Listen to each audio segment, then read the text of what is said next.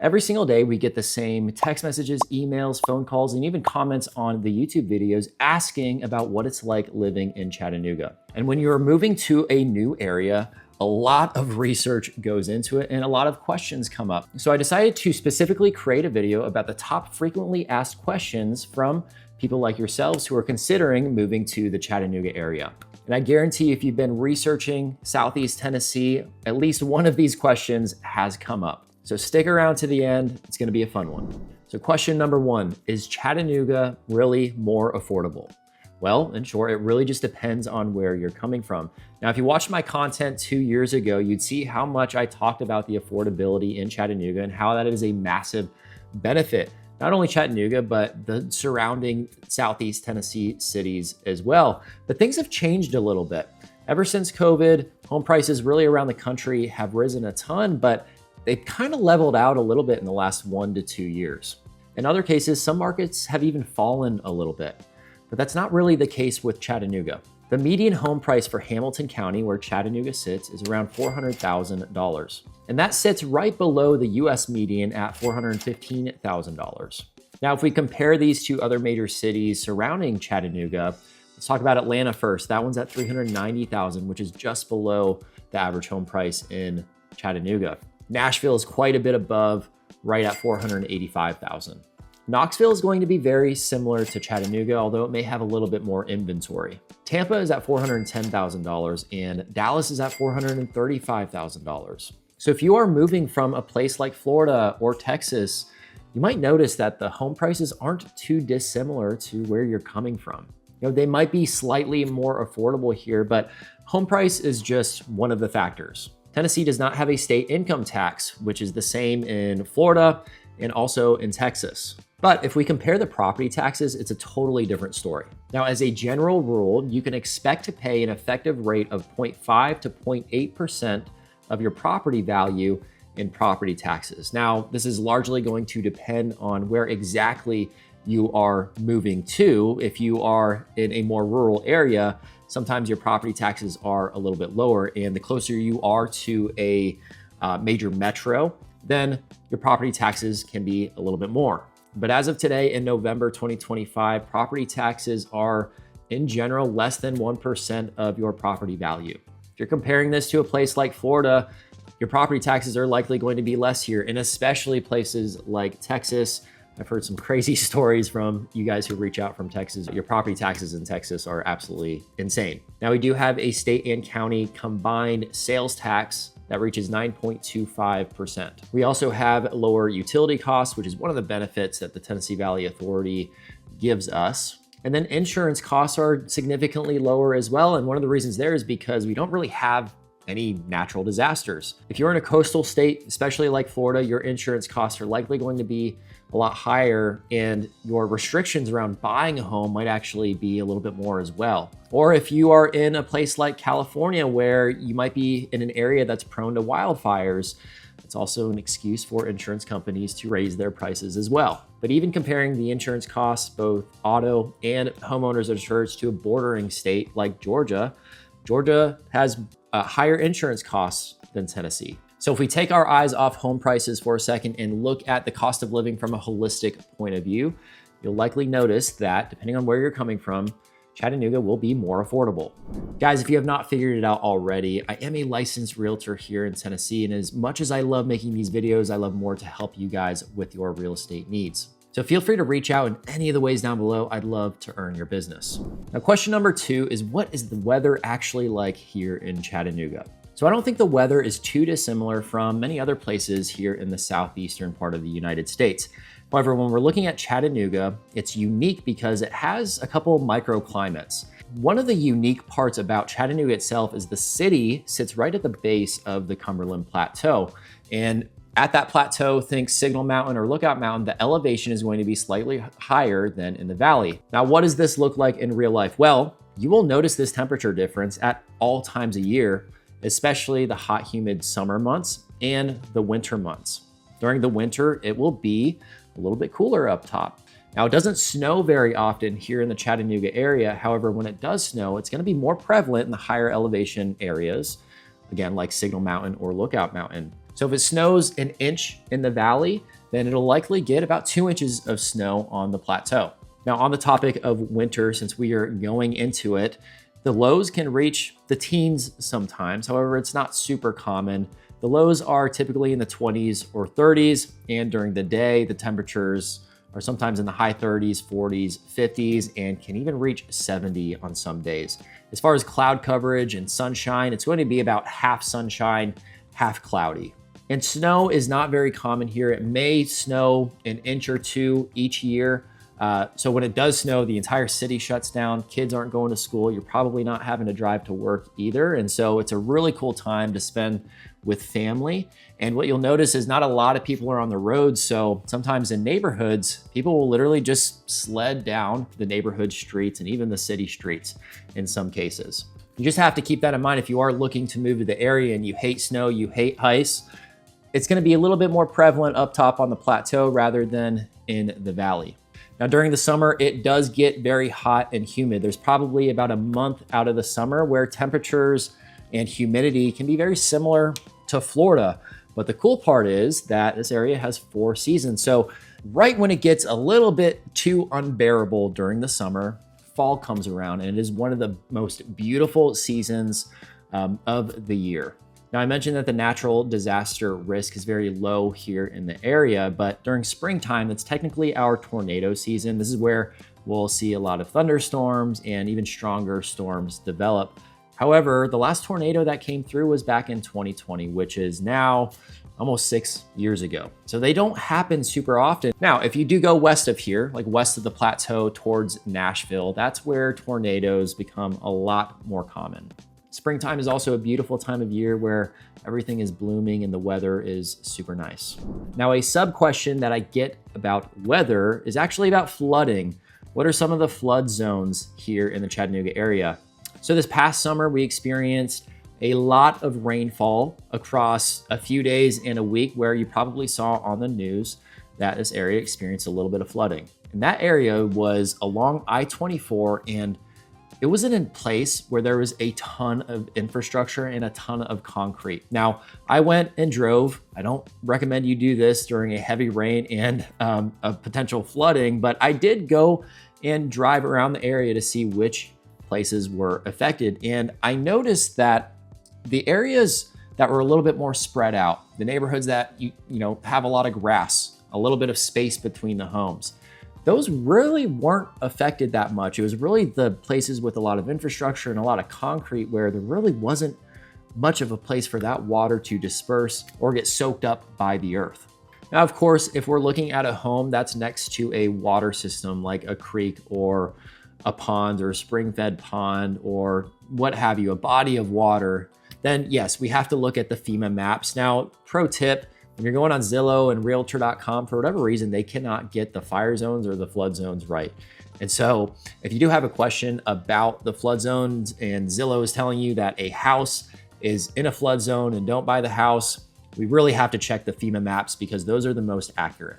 But in general, flood zones aren't super common in this area. Now, another sub question that I get about the weather, if you're looking to move to the area, is when is the best time to visit Chattanooga for a discovery trip or something like that? Well, I'll tell you this, visit when you're ready, obviously, but also if you're looking to see Chattanooga at its worst, wintertime is probably a good time to visit. The other seasons, spring, fall, summer, are beautiful. Come during summer if you have a question about whether or not you can handle the heat and humidity. Come during fall and spring if you just want beautiful, cool weather, you want to see the blossoms, or you want to see the beautiful fall colors. Now, question number 3 is what's there actually to do here?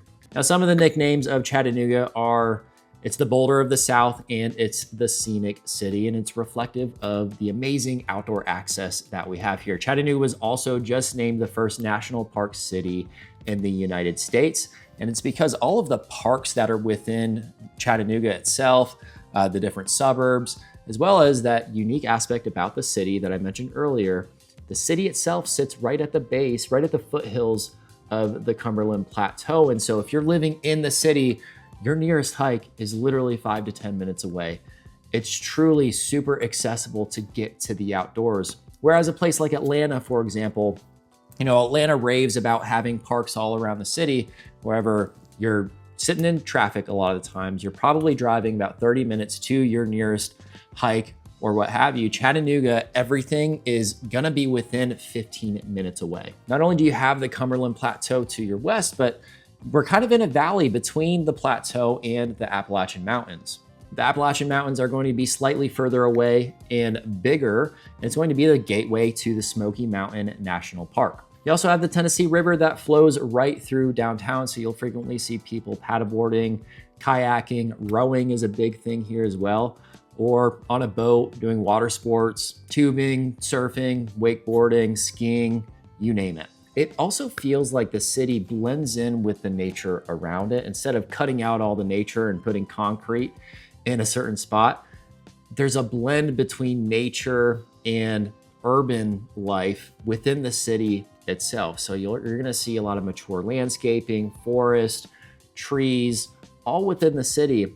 And it's also a very active lifestyle out here as well. Because the weather is so nice, much of the time you're gonna see people biking, walking, running along the Riverwalk or throughout the city itself. This city is also built for weekend trips. We are kind of in a little triangle between Nashville, Knoxville, and Atlanta, all within 2.5 hours from each other. If you want to go to the beach, we're also a 6-hour drive to the 30A area in Destin. There are also just so many scenic spots within an hour from the city. This place is an outdoor lover's paradise. Now, question number 4 is, how are the schools? I tell people that Chattanooga is a very private school, magnet school, and homeschool driven city. Now, we do have great public school options, but we have some of the best private schools in the state. Some of them include Baylor, McCallie, GPS, Silverdale Baptist. We have Collegedale Academy and smaller private schools around town as well. We also have magnet school systems with a lottery enrollment. Now, with those schools, I just recommend that you apply early. It's not that you can't get in, but it is important to apply early so that you can secure your spot. This is also a very homeschool friendly community with different co-op options. Now, some of the top public school districts, according to places like niche.com, or great schools, include the Signal Mountain School District or the East Hamilton School District. We also have a neighboring little city called Cleveland that has great schools as well. If you actually go right below the border to North Georgia, think Ringgold, there's also great public schools over there as well. There are also a few higher education opportunities and colleges in the area, like University of Tennessee, Chattanooga, Chattanooga State, Southern Adventist University, Covenant College, and Lee University. Question number 5 is, will I find a job out here? How is the job market? Now, over the last few years, I've actually seen a shift of the different types of people who are moving here. Back in the COVID era, a lot of people moving here had remote jobs and they maintained their current wage in Florida or Texas or North Carolina, wherever, and they moved here and worked remotely. One of the benefits is the lower cost of living and the high-speed internet that's available to you in Chattanooga. But recently I've seen a shift. A lot of the people who are reaching out to me actually have a job lined up in town as well. Some of the major employers here include Volkswagen, Blue Cross Blue Shield. We've got some of the major hospital systems like Erlanger, CHI Memorial, Park Ridge. We have an Amazon Fulfillment Center. Tennessee Valley Authority is a big employer as well. And this is also a growing tech hub. I've met a lot of people who work at startups, and I've noticed that the healthcare and logistics sector is expanding as well. Now, the next question is, where should I actually live? So where should you actually live? Well, it really just depends on your lifestyle and how much you want to spend. North Shore is like the suburban part of downtown, but you also have places like South Side, which is downtown, or St. Elmo, which is a small historic suburb right outside of downtown. These places are super walkable. You have access to coffee shops, restaurants, bars, and it's a mix between condos, townhomes, and single family homes. If you're moving your family and you want to be in a suburb, then Signal Mountain is a great spot where it's got top schools and access to nature. Or you can be in a spot like East Brainerd, Appison, or Ottawa, where it's super convenient for your daily necessities and it has a more suburban feel. Or even a place like Hickson that has a mix between master plan communities and lakefront homes. Or if you want a little bit more space and land and you want to homestead one day and have your chickens and goats and grow your own food, then a place like Hickson or even North Georgia that has a little bit more space, more availability for land, and a more rural feel, those can both be great options. There's just so much diversity in terms of what type of home you can get and what kind of feel you want for your neighborhood. Question number 7 is, are the people friendly here? And the answer is yes, absolutely, they are very friendly here. Southern charm is a real thing. There's a very laid back lifestyle here. And I think one of the reasons, honestly, is the geography and the nature around us, to be honest with you. There's not so much of a city hustle culture. People enjoy taking their time. People enjoy going on a hike after work or taking the paddleboard out and going along the Tennessee River. I really do think that the access to nature around us makes people just ease up a little bit. It's very chill. And this is in all aspects, right? So there are some downsides of the pace being a little bit slower out here. And one area that I've noticed that is, honestly, if you're like trying to get work done to your house and you're hiring contractors or something like that, you know, people are just a little bit slower to get back to you. They may be slower to give you a quote or something like that. So just understand, yes, it's great. And the lifestyle here is super chill and way more laid back. It has its pros and cons, but honestly, mostly pros. Another example I can think of is if you are sitting at a red light and you do not go within the first 3 seconds, people are probably more likely going to drive around you than honk at you. I remember living in Miami when if you did not go as soon as that light turned red, you were getting honked at by everyone behind you. That is just not the case here. People are very polite. They'll likely wave at you. They're willing to help out if you have any questions. It's a really cool culture. Now, question number 8 is, what are some of the downsides to living in Chattanooga?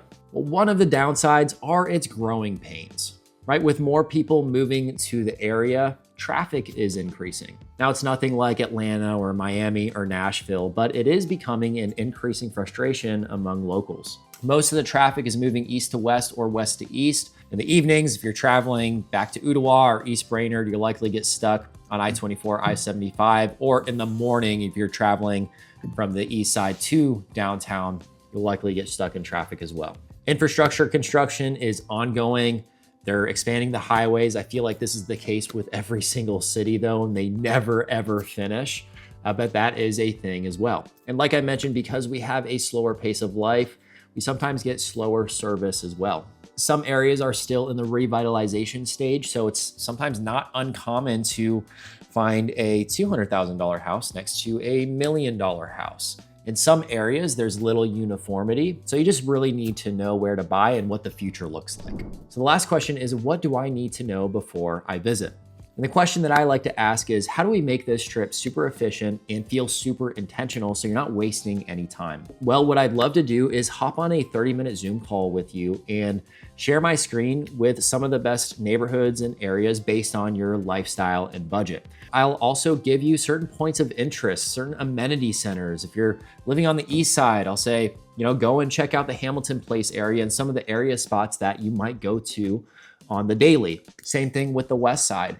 Also suggest some of the best restaurants to check out while you're in town, or some other points of interest like Sunset Rock and Lookout Mountain, or Point Park and Signal Mountain, Coolidge Park, Rock City, and some of the more hidden local spots as well. And I'll also suggest come during the weekday and the weekend and look at the traffic patterns. If you're gonna work downtown, then it's probably important to see what exactly that commute is going to look like.